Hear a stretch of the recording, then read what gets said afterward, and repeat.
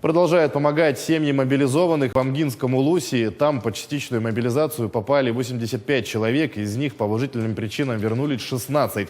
В районе организован фонд помощи участникам специальной военной операции, куда все желающие могут отправить средства. Предприятия Амги также отправляют свою однодневную зарплату на счет фонда. Работает и комиссия. Помогают семьям мобилизованных. По заявке проводят субботники по заготовке дров, льда, решают хозяйственные вопросы.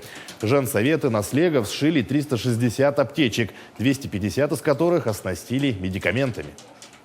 С Управлением социальной защиты населения труда предусматривается единовременная материальная помощь семьям и военнослужащих в размере 200 тысяч рублей и предоставление санаторно-курортного лечения родителям военнослужащего. Наше управление начало прием заявлений через портал Е-Якутия и МФЦ «Мои документы» с 5 октября.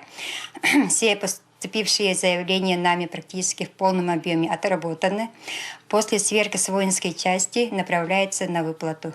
Для своевременного получения выплат специалисты работали в полном объеме и без выходных.